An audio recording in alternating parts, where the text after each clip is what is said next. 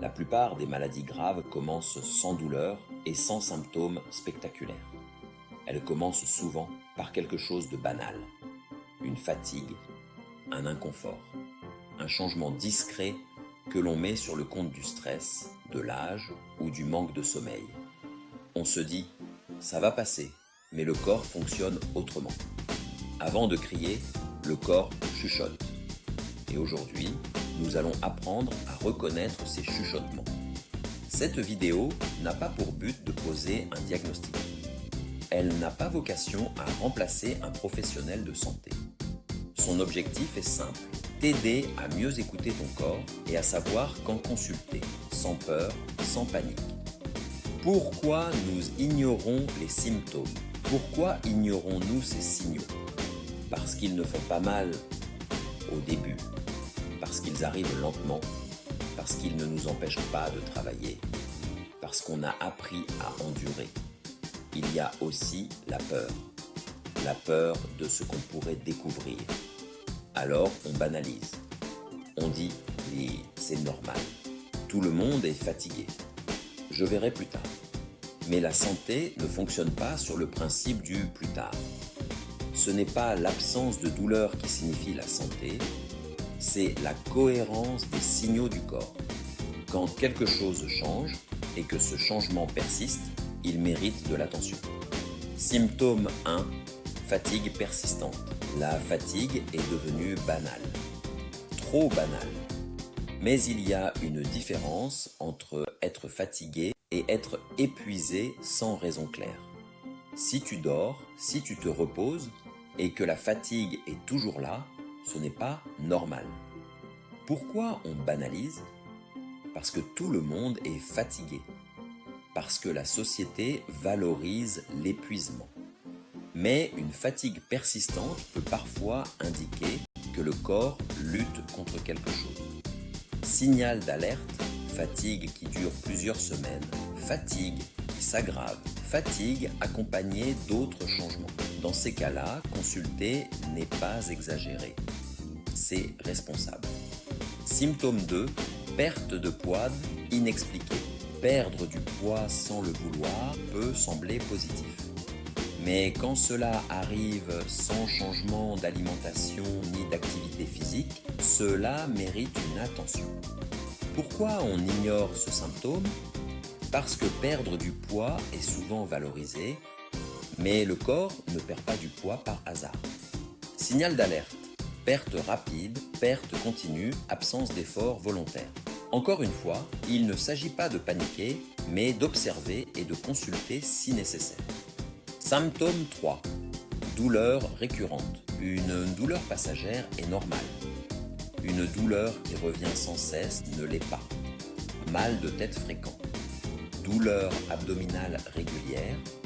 Douleur articulaire persistante. Pourquoi on banalise? Parce qu'on s'habitue. Parce que la douleur devient gérable. Mais la répétition est un message. Signal d'alerte. Douleur régulière, douleur qui augmente, douleur qui change de nature. Le corps insiste quand il n'est pas entendu. Symptôme 4. Essoufflement léger mais inhabituel. Être essoufflé après un effort intense est normal. Mais être essoufflé après un effort habituel ne l'est pas toujours. Monter des escaliers. Marcher normalement. Parler en bougeant. Pourquoi on banalise? Parce que cela arrive progressivement. Signal d'alerte. Essoufflement nouveau, essoufflement croissant, associé à une fatigue inhabituelle. Le souffle est un indicateur essentiel de l'état général du corps. Symptôme 5. Troubles digestifs, chroniques, ballonnement. Inconfort. Troubles répétés, occasionnels, ils sont normaux. Chroniques, ils méritent attention. Symptôme 6. Troubles du sommeil inexpliqués. Beaucoup de gens pensent que mal dormir est normal, que c'est le stress ou l'âge. Mais le sommeil est l'un des premiers systèmes affectés quand quelque chose ne va pas dans le corps. Difficulté à s'endormir. Réveil fréquent la nuit. Sommeil non réparateur. Pourquoi on banalise ce symptôme? Parce qu'il est silencieux. parce qu'il ne fait pas mal, parce qu'on s'y habitue. Mais le corps ne perturbe pas le sommeil sans raison. Le sommeil est un révélateur. Quand il se dérègle durablement, c'est souvent que le corps est en état d'alerte interne. Signaux d'alerte, troubles du sommeil qui durent plusieurs semaines, réveil nocturne, inexpliqué, fatigue persistante malgré le repos. Encore une fois, il ne s'agit pas de s'inquiéter, mais de ne pas ignorer. Symptôme 7. Changement de l'appétit. Manger moins ou manger beaucoup plus, sans raison évidente. Pourquoi on banalise? Parce que l'appétit varie. Parce qu'on met ça sur le compte du stress ou des émotions. Mais l'appétit est étroitement lié au fonctionnement interne du corps. Une perte d'appétit prolongée ou au contraire une faim inhabituelle peut parfois refléter un déséquilibre plus profond. Le corps ajuste l'appétit quand il doit économiser de l'énergie ou quand il tente de compenser quelque chose. Signaux d'alerte, changement durable, association avec fatigue ou perte de poids, absence de cause claire. Écouter ces changements, c'est écouter la physiologie, pas la peur. Symptôme 8, changement de la peau. La peau est un miroir. Changement de couleur, pâleur persistante, jaunissement, éruption inhabituelle, démangeaison chronique. Pourquoi on banalise? Parce que la peau est visible, parce qu'on pense à un problème esthétique. Mais la peau est un organe d'élimination et de signalisation. Quand quelque chose se dérègle à l'intérieur, la peau est souvent la première à parler. Signaux d'alerte, changement progressif mais durable, symptômes cutanés, inexpliqués, absence d'amélioration avec le temps. Encore une fois, observez, notez, consultez si nécessaire. Symptôme 9, troubles de la concentration et de la mémoire, difficulté à se concentrer, oubli fréquent, brouillard mental. Pourquoi on banalise?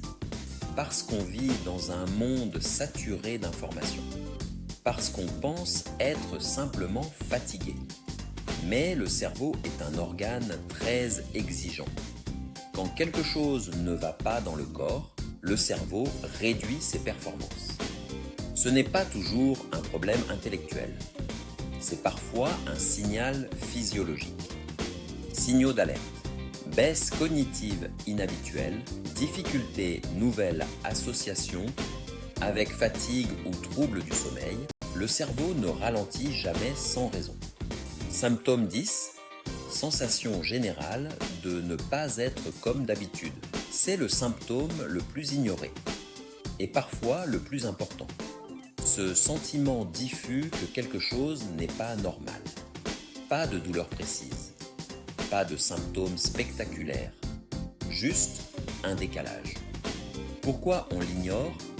Parce qu'il est subjectif, parce qu'il est difficile à expliquer. Mais personne ne connaît ton corps mieux que toi. Signal d'alerte majeur, sensation persistante, impression de changement global, intuition corporelle répétée. Ce n'est pas de l'anxiété. C'est parfois une perception. Tu peux insérer cette phrase régulièrement. Prenons un instant pour bien comprendre ce point, car il est souvent mal interprété. Le corps ne crie pas d'un coup. Il parle doucement, longtemps. Pourquoi on banalise? Parce que ça touche tout le monde. Mais la digestion est un pilier de la santé. Signal d'alerte. Symptômes fréquents, symptômes persistants, impact sur la qualité de vie. Le corps ne tombe pas malade du jour au lendemain. Il envoie des messages. Encore et encore. La question n'est pas « est-ce grave ?» La question est « est-ce habituel pour moi ?» Un symptôme isolé peut être bénin. Un symptôme persistant mérite une écoute. Que faire concrètement? Voici une règle simple. Observe la durée, la fréquence, l'évolution. Note les changements. parlant sans honte. Consulte sans attendre l'aggravation. Consulter tôt n'est pas un signe de faiblesse.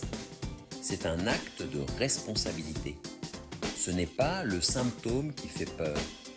C'est l'ignorance de ce qu'il signifie. Écouter son corps, ce n'est pas vivre dans la peur, c'est vivre dans la conscience. Si cette vidéo t'a aidé, like-la. Abonne-toi pour plus de contenu santé clair et responsable. Et dis-moi en commentaire, quels symptômes as-tu tendance à ignorer ? Prends soin de toi.